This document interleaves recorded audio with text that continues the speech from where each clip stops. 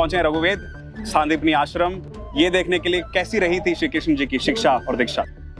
इस वक्त जहां पर हम लोग खड़े हुए हैं, आस्था के हिसाब से, शिक्षा के हिसाब से इस जगह का बहुत महत्व है। ऐसा कहा जाता है कि द्वापर युग में भगवान श्री शिव से आशीर्वाद प्राप्त करके और उनके वरदान से इस आश्रम की स्थापना महर्षि सांदीपनी जी ने की थी। उस समय में इसका इतना ज्यादा महत्व था कि 5000 से ज्यादा छात्र यहाँ पर उस समय में शिक्षा ग्रहण करते थे। उसके बाद में भगवान श्री कृष्ण, सुदामा और बलराम जी भी आए यहीं पर शिक्षा ग्रहण करने के लिए। बिल्कुल, उस समय चंदनवन, बाद में सांदीपनी आश्रम शिक्षा का सबसे बड़ा केंद्र, उस वक्त का आज बना हुआ है आस्था का सबसे बड़ा केंद्र। और विश्व गुरु श्री कृष्ण ने जहां पर शिक्षा प्राप्त की, आज जन्माष्टमी इस उपलक्ष्य पर हम पहुंचे रघुवेद सांदीपनी आश्रम। तो चलिए श्री कृष्ण के स्कूल चले हम। जैसे ही आप एंटर होते हैं, आपके आंखों के सामने सबसे पहले आते हैं श्री कुंडेश्वर महादेव मंदिर जी। ऐसा कहा जाता है कि ये इस पूरे देश में इकलौती ऐसी जगह है जहां पर आपको नंदी जी खड़े हुए मिलते हैं। भगवान कृष्ण 11 वर्ष 7 दिन की उम्र में इस गुरुकुल में पढ़ाई करने को आए। जब भगवान पढ़ाई करने को आए तो उनका स्वागत करने भोलेनाथ स्वयं महाकाल महाराज इस स्थान पर पधारे। भगवान कृष्ण और महादेव दोनों का मिलन हुआ, यहाँ पर हरिहर का मिलन। आप लोग जितने भी शिव के स्थान पे जाते हैं, हर जगह आपको नंदी भगवान बैठे प्रतिमा के रूप में मिलती है। यहाँ पर विश्व की एकमात्र खड़े नंदी की प्रतिमा भी स्थापित है। 40/84 श्री कुंडेश्वर महादेव सांदीपनी आश्रम। जब भगवान कृष्ण अपनी पढ़ाई पूरी कर लिए तो धन के देवता कुबेर उपस्थित हुए, लेकिन भगवान कृष्ण के जो गुरु थे महर्षि सांदीपनी, उन्होंने कुबेर देवता को यहीं पर बैठा दिया और गुरु दक्षिणा अस्वीकार कर दी। लेकिन खड़े नंदी भगवान गुरु माता से आग्रह किए कि माँ आप मांगे, आपकी जो ही मनोकामना है वो पूरी करेंगे।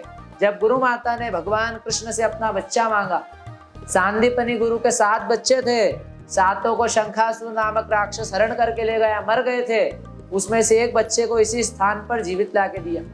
इन महादेव के दर्शन पूजन अभिषेक, बाबा महाकाल के दर्शन पूजन अभिषेक समान पुण्य देते। ये वो आसन सरस्वती शिला जिस पर भगवान कृष्ण बैठकर सरस्वती माता की आराधना की। सामने गुरु जी का स्थान है, जो एक बार गुरु जी से पढ़ लेते, आप लोग पीछे आएंगे, वहां पर आपको गोमती कुंड दिखेगा। उस कुंड के निर्मल और पवित्र जल से महादेव का धारा प्रवाह अभिषेक करते थे, इसलिए इनका नाम श्री कुंडेश्वर महादेव। तो 11 साल की उम्र में तय किया गया कि श्री कृष्ण को अवंतिका भेजना है शिक्षा के लिए। अवंतिका के बारे में तो मालूम ही होगा। अवंतिका, बिल्कुल वही अवंतिका जहाँ पर महाकाल का वास जी, वही अवंतिका जहाँ हरसिद्धि जी का वास है, जहाँ पर चिंतामण गणेश जी का मंदिर है, जहाँ गोपाल कृष्ण का मंदिर है, और वही अवंतिका जहाँ महर्षि सांदीपनी जी का आश्रम, जहाँ पर श्री कृष्ण शिक्षा दीक्षा के लिए आते हैं। बिल्कुल, जो आज उज्जैन नगरी के नाम से जानी जाती है। तो अवंतिका के बारे में हमने जान लिया। जब श्री कृष्ण जी को शिक्षा दिलाने की बात आई तो आई एम श्योर उस वक्त भी बहुत सारे और भी आश्रम रहे होंगे, बहुत सारे और भी गुरु रहे होंगे। बिल्कुल। महर्षि सांदीपनी जी को ही क्यों चुना गया? क्योंकि श्री कृष्ण जी जिन्होंने गीता का उपदेश दिया, उनको जब शिक्षा प्राप्त करनी थी तो कोई ऐसा निपुण गुरु चाहिए था जिनको वेदों के बारे में पता हो, पुराण के बारे में पता हो। तो श्री ऋषि सांदीपनी जी, जो कि वेद पुराण के ज्ञाता थे, कई सारी विद्याओं में पारंगत थे, तो उनसे बेहतर गुरु मेरे ख्याल से श्री कृष्ण जी के लिए और नहीं हो सकते थे। इस आश्रम की जो सबसे खूबसूरत बात मुझे लगती है रघु जी, मतलब ये सिर्फ और सिर्फ कलाओं, विद्याओं, शिक्षाओं तक ही सीमित नहीं है जी, ये दोस्ती के लिए भी बहुत विख्यात है। बिल्कुल, कृष्ण और सुदामा, क्या बात है, मित्रता की वो मिसाल जो कि विश्व भर में प्रख्यात है। श्री कृष्ण जी बलराम जी के साथ में जब शिक्षा लेने पहुंचते हैं ऋषि सांदीपनी जी के आश्रम, यहाँ मुलाकात होती है सुदामा जी से। अब हम आ चुके हैं उस मुख्य स्थान पर जो आज तो एक मंदिर है, लेकिन इससे पहले ये वो जगह है जहाँ पर श्री कृष्ण जी, बलराम जी और साथ ही सुदामा जी की पाठशाला हुआ करती थी। आज जहाँ पर आप दर्शन करने जाएंगे श्री कृष्ण जी, ये इकलौता मंदिर है जहाँ पर वो बाल स्वरूप में आपको विद्यार्थी रूप में मिलेंगे। बिल्कुल, उनके सामने कुछ किताबें हैं जिनको वो पढ़ रहे हैं, और जिस तरह से कक्षा में होता है कि अध्यापक और शिष्य एक दूसरे की तरफ चेहरा करके बैठते हैं, यहाँ पर मूर्तियां भी बिल्कुल वैसे ही व्यवस्थित की गई। ऋषि सांदीपनी जी की पादुकाएं भी आपको मिलेंगी, बहुत ही अद्भुत है। आइए जरा देखते हैं।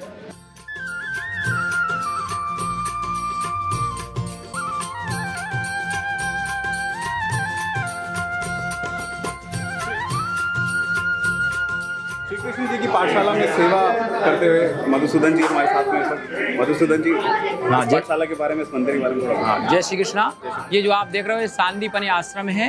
ये गुरु सांदीपनि ऋषि काशी से आए थे, बलराम कृष्ण मथुरा से आए थे, सुदामा गुजरात से आए थे, पोरबंदर से। यहाँ भगवान कृष्ण ने 64 दिन में 64 विद्या 16 कलाएं भगवान कृष्ण ने गुरु सांदीपनि ऋषि से प्राप्त की थी। यहाँ भगवान कृष्ण ने 18 दिन में 18 पुराण, 4 दिन में 4 वेद, 6 दिन में 6 सात, 16 दिन में 16 कलाएं, 20 दिन में गीता ज्ञान और गुरु सेवा। गुरु को खुद बोलना पड़ा कि कृष्ण जो मेरे पास था मैंने आपको सब कुछ दे दिया, मैं आपको क्या दे सकता हूँ। यही जो भगवान कृष्ण ने जब 64 दिन में 64 विद्याएं 16 कलाएं प्राप्त की थी, तो गुरु सांदीपनि के 7 पुत्र सातों शांत हो गए थे। तो एक पुत्र भगवान ने गुरु माता को लिया के दिया था। उनके पुत्र का नाम था पुनर्दत्त है, इनकी पत्नी का नाम था सुसुसा। उनकी गोद में उनका पुत्र है और यही भगवान कृष्ण को श्री की उपाधि गुरु माता ने दी थी। यहाँ दर्शन का विशेष महत्व है कि यहाँ जो है जो बच्चे स्कूल कॉलेज जाते हैं तो बच्चों को विद्या बुद्धि के संस्कार सर्वप्रथम यहाँ करवाते हैं। और जो बच्चे दूर दूर से या विद्यार्थी रूप में बालक आते हैं जो मंद बुद्धि रहते हैं तो यहाँ बच्चों को 3 मंत्र लिखाते हैं और यहीं बच्चों को धौक दिलवाते हैं। कहते हैं ना, गुरु गोविंद दो खड़े काके लागो पाए, बलिहारी गुरु आपने गोविंद दियो बताए। तो ये स्थान झुकने का स्थान है। जगत गुरु कृष्णम वंदे जगत गुरु, ये जगत गुरु को मांगना पड़ा तो वो स्थान है। तो यहाँ झुकना जरूरी है। जो स्थान में झुकता है उसको सब कुछ मिलता है। जो दुनिया को देने वाला ले गया तो धन ऐसी पवित्र भूमि, तो वो भूमि है ये। वेद, पुराण, व्याकरण, तर्क, मीमांसा, ऐसी ही 14 विद्याएं जिनको श्री कृष्ण जी ने अपने गुरुदेव से सीखा था, महर्षि श्री सांदीपनि जी से। इस पूरी की पूरी प्रदर्शनी में सेक्शन में उन विद्याओं का जिक्र किया गया है। बिल्कुल, जैसे एक कॉलेज के ब्रोशर में देखते हैं कौन कौन से कोर्सेज हैं, तो आप जब आएंगे इस आश्रम में तो आपको दीवारों पर उन्हीं 14 विद्याओं का उल्लेख मिलेगा, जो कि बहुत ही खूबसूरत चित्रों द्वारा समझाया गया है। तो कभी आइएगा तो इसे जरूर देखिएगा। ये पूरा आश्रम परिसर जी। ऐसी न जाने कितने सारे इंटरेस्टिंग प्रसंगों से भरा हुआ है। बिल्कुल। और एक सुकून का भी माहौल है। श्री कृष्ण जी ने यहाँ से जब शिक्षा ली, अपनी दीक्षा ली, तो उन्होंने 64 कलाएं सीखी जो हमने पढ़ा है। जी, उन 64 कलाओं के बारे में कुछ आइए बात करते हैं। बिल्कुल जानते हैं उन 64 कलाओं के बारे में जो उन्होंने ऋषि सांदीपनि जी से ग्रहण की। इन 64 कलाओं के चित्रों को देख हम समझ पाए कि किस तरह के अनुभव श्री कृष्ण को प्राप्त हुए होंगे, कैसे और किस तरह का उन्होंने ज्ञान प्राप्त किया होगा। जिसके बाद हम पहुंचे परिसर की ही एक और पवित्र जगह गोमती कुंड। यहाँ पर जो नदी है वो तो है शिप्रा नदी। बिल्कुल। और यहाँ पर जब ये आश्रम के परिसर में आते हैं और हम ये देखते हैं कि ये गोमती कुंड है, ये शिप्रा कुंड क्यों नहीं, ये गोमती कुंड क्यों? बहुत बढ़िया, ये जिज्ञासा स्वाभाविक है क्योंकि बिल्कुल गोमती नदी यहाँ नहीं है। ऋषि सांदीपनि जी को अपने पूजा के लिए, स्नान आदि कार्यों के लिए पवित्र नदी गोमती जी का ही जल चाहिए होता था। तो उपयोग में लाने के लिए उन्हें योग विद्या के जरिए वहां तक पहुंचना होता था और हर रोज ये कार्य वो करते थे। श्री कृष्ण जी जब उन्हें ये करते देखते थे, एक दिन उनको प्रेरणा मिली कि मेरे गुरुदेव को इतनी भी मेहनत क्यों करनी पड़े।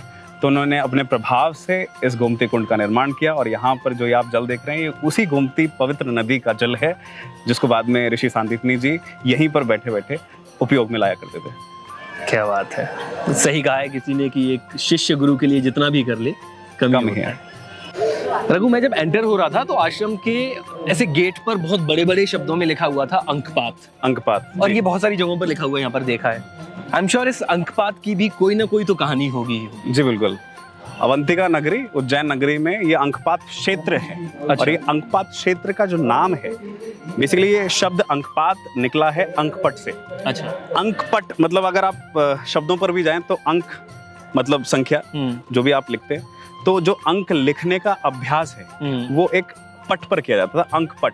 अच्छा। तो एक स्लेट समझ लेते हैं। तो श्री कृष्ण जी जब इसका अभ्यास करते थे तो अंक लिखते थे, मिटाते थे इसी गोमती नदी के जल से। अच्छा। तो उस अंकपट से ही अंकपात निकला और इस क्षेत्र को जहाँ पर ये सांदीपनि जी का आश्रम है और भी इसके बाहर जो क्षेत्र आता है उसको अंकपात के नाम से जाना जाता है। ये कहानी है जी। मंदिर परिसर में ही तकरीबन 6000 साल पुरानी शिवलिंग स्थापित है यहाँ पर, जिनको हम कहते हैं श्री सर्वेश्वर महादेव जी। क्या है इनका इतिहास, इसके बारे में बताने के लिए हमारे साथ इस वक्त पुजारी जी हैं। जय श्री महाकाल, जय श्री महादेव। ये शिवलिंग जो है 6000 साल प्राचीन है। भगवान के जो गुरु हैं महर्षि सांदीपनि ऋषि, उनने एक बीलपत्र की तपस्या की थी और बीलपत्र की तपस्या द्वारा इनको उत्पन्न किया था। ये स्वयंभू शिवलिंग है। इनकी जलाधारी में एक सर्प देवता के दर्शन है।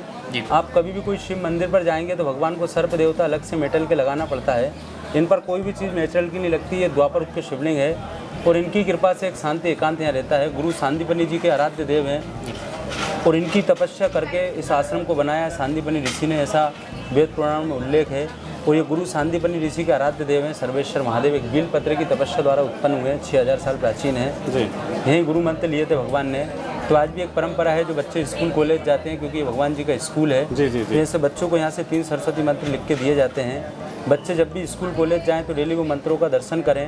जीवन में उनका कोई इंटरव्यू एग्ज़ाम हो तो इस आश्रम में फ़ोन लगा के बता सकते हैं गुरुजी उनका इंटरव्यू एग्ज़ाम है, तो उनके नाम से जल दूध चढ़ता है। ऐसी यहाँ की परंपरा है। ये 6000 साल पुराने शिवलिंग यहाँ पर हमने जिनके दर्शन किए हैं। हाँ जी। अब इनकी स्थापना क्या महर्षि सांदीपनि जी ने अपने हाथों से ही की थी? बिल्कुल, एक भील पत्र को अपना आराध्य शिव माना और भील पत्र की तपस्या करी और तपस्या द्वारा भगवान स्वयं महाकाल सर्वेश्वर महादेव प्रकट हुए और उन्हें आशीर्वाद दिया कि ऋषि आप एक आश्रम बनाओ, आपके आश्रम में एक बालक पढ़ने आएगा जिससे आपको सब प्राप्त होगा। तो जब वो बालक यहाँ पढ़ने आए तो भगवान सांदीपनि ऋषि को कुछ प्राप्त भी हुआ। उनका पुनर्दत्त जो जीवित करके उन्होंने दान किया था बच्चे को, लेके आए थे पुनर्दत्त। तो वो आज भी ऐसी परंपरा है आश्रम में होती है। दुग्धाभिषेक का भी कुछ महत्व है। अभिषेक का बिल्कुल, भगवान को जल दूध खासकर इन शिवलिंग जी, इनको दूध चढ़ाने से अपने पितरों की मुक्ति होती है। ऐसी एक परंपरा है, क्योंकि इनकी जलाधारी में नाग देवता है। किसी पितर को नाग की योनि मिल जाती है तो वो उससे मुक्ति हो जाता है और शिव लोक में भगवान शिव के गण के साथ विराजमान होता है। ऐसी एक परंपरा है जो गुरु महाराज हमारे बताते हैं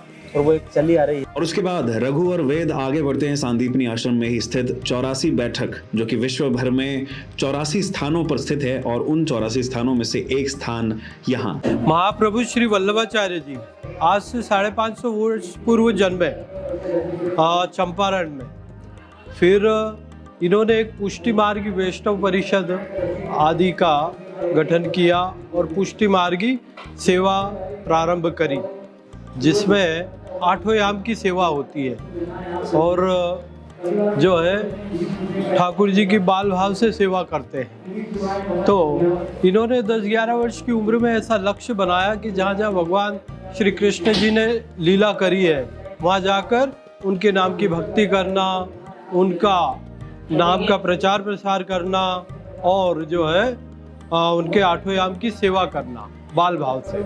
तो भारतवर्ष में करीब 3 परिक्रमाएं लगाई नंगे पैर और 84 स्थान ऐसे सिद्ध हुए जहाँ भगवान ने उनको या तो दर्शन दिया है या उनके द्वारा धराए गए भोग आदि को ग्रहण किया है या और भी अन्य प्रकार की लीलाएं करी। तो ऐसे 84 स्थान सिद्ध हुए। उनमें से एक स्थान ये उज्जैन अवंतिका नगरी में 73 नंबर की बैठक जी। तो ये सारे 84 स्थान महाप्रभु जी की बैठक जी के नाम से प्रसिद्ध हुए।